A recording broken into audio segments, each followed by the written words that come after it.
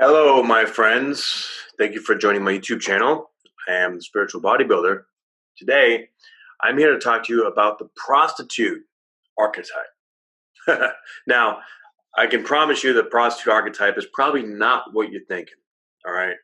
Um, but this is one of the survival archetypes that I've been speaking about. If you have not done so, please go back and watch my video titled "The Four Survival Archetypes and Mental Illness" to get the foundation platform for what we'll be discussing here.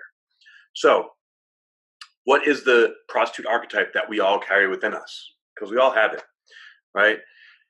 Prostitute is not necessarily like a stripper or someone that's a whore or flamboyant about their sexuality. The prostitute is how we give our power away. Okay, it's how we negotiate our power through thought processes, through emotions. It's the feeling that we can be bought. It's when we lie to ourselves. It's when we sacrifice ourselves because we don't have the self-worth, right? When we lack self-worth, we may, be in a situation where we sell ourselves for less than what we're really worth. And a perfect example of this is the Sylvester Stallone story, right? When he was trying to get into acting, he wrote the screenplay for Rocky. And when he did, he went to all his producers. They're like, yeah, I'll give you 50 grand here. Like, no, I'll give you 100 grand here. He got to the point where he was basically homeless and he had to sell his dog. Okay. But he believed in the vision. He believed in himself. He had self-worth. Like, no, I'm going to play the part. This is me. I know that I'm going to do this. Finally, he ended up getting the role because these producers wanted him to play or wanted someone else to play the lead role because he had never acted before, right? He didn't know what he was doing, but he knew inside himself that was him. So he made the commitment to himself, even though he basically, almost went homeless and hungry. And now he's, one of the most successful actors in Hollywood's history. Okay.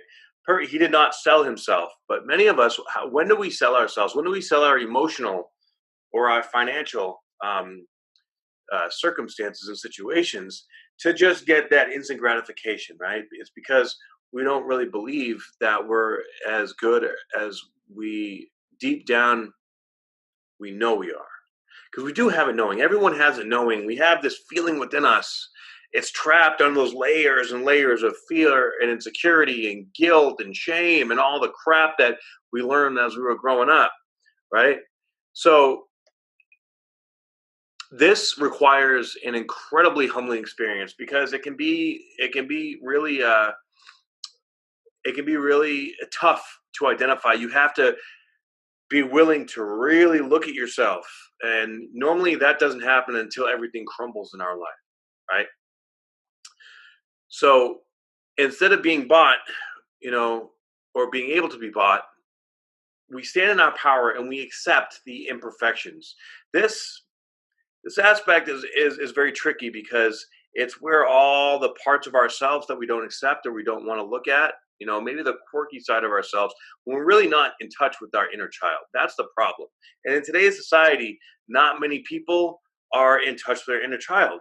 And that's a really big problem. It's stuffed down. And when that's stuffed down, that's the core of our being, right? That's the foundation of our higher self. That's who wants to come out and play, right? And over time, we experience so much pain, so much suffering, so much heartbreak, so many issues that sometimes it can take over, and then we just numb it out or distract ourselves. And it got to a point where you have to ask yourself, are you going to live a life of distraction, or are you going to live a life of purpose?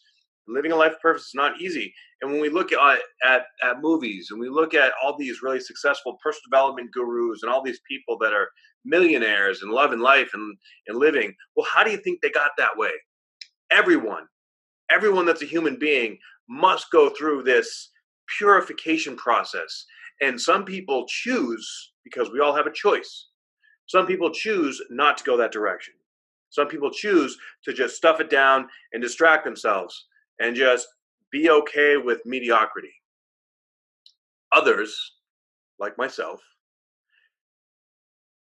I could not live like that. It's just not possible. I would lose my I would lose my mind because I know I have this deep knowing, and it's so strong down there. I have this deep knowing that, hey, there's more to life. Everyone has the potential to be and to experience and live all those great things that we want, but we have to believe in ourselves. And the prostitute is the one that challenges that belief in ourselves, that we deserve it. And you know what? Everybody deserves it. You deserve it 100%. But you have to want it, and you have to want to deserve it. You know what I'm saying? Like, it's very simple, but I really want to get this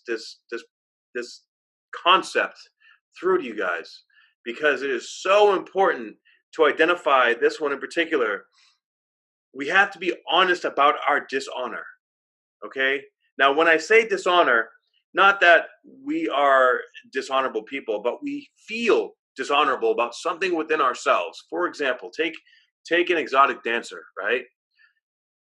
Or even a bodybuilder. We'll start with the exotic dancer. Okay. An exotic dancer is going out there making money, selling her sexuality. Okay. Now, say,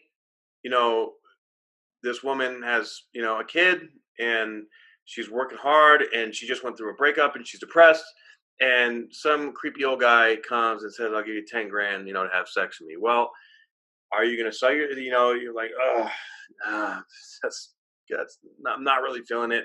Or you just have your fight. Oh, that's a bad idea, but I really need the money. It's not that process is right or wrong, good or bad. Okay. Because what we make it is what it is. Okay. It's feeling that you're doing something wrong, feeling like you're dishonoring yourself in the process. If you feel like you're dishonoring yourself and you do it anyways, that's the prostitute. If you're like, no, fuck it, I don't care, let's go, right? It's going to feed my kids, and it's going to do all this, and it's going to get me out of debt, and I'm going to have a good life, and I really don't mind this process. Then you're stepping into your dishonor in an honorable way. Okay. Same thing with bodybuilding. All right.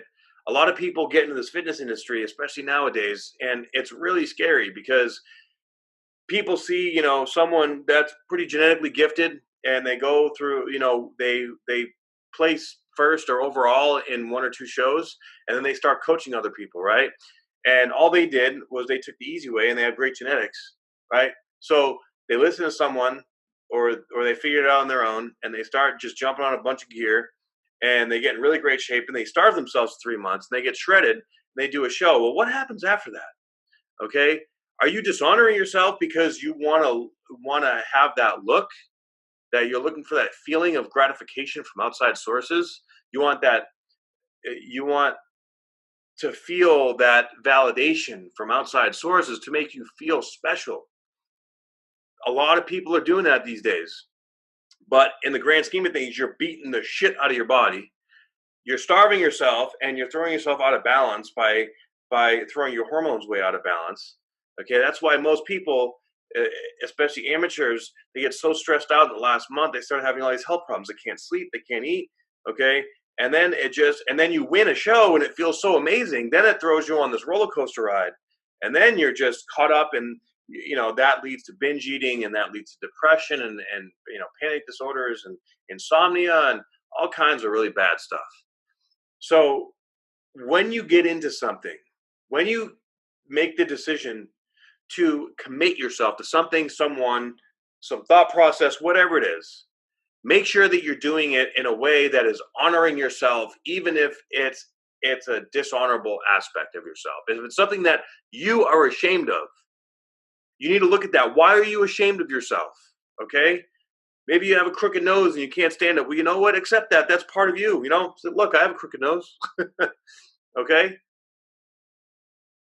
Take a healthy amount of pride in the things that you feel dishonored about, because the dishonor is coming from childhood. It's coming from a dysfunctional belief system that we had grown up with, and we have processed in a very dysfunctional way.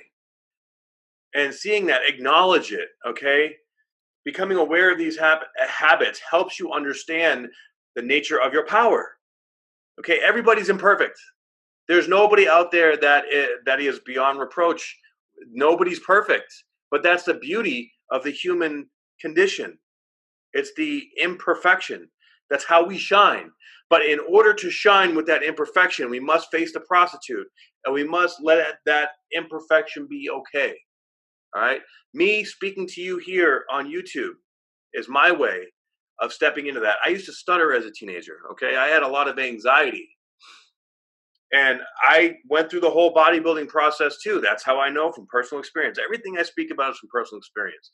So that prostitute can be very insidious because you don't see it until you humble yourself to look within and feel all that discomfort. Let yourself be vulnerable to yourself first. In order to do that, you have to quiet your mind, and you have to. And normally speaking, this one in particular, this survival archetype does not show itself until your life has crumbled in some way. Okay, this is the deepest one that can come, and it can hide itself in the corners of the psyche. All right. So I hope this information was helpful. If you have any questions or insights, please feel free to comment below, like, share, and subscribe. And you can visit my website at trinityfitnessastrology.com. Aho, have a blessed day.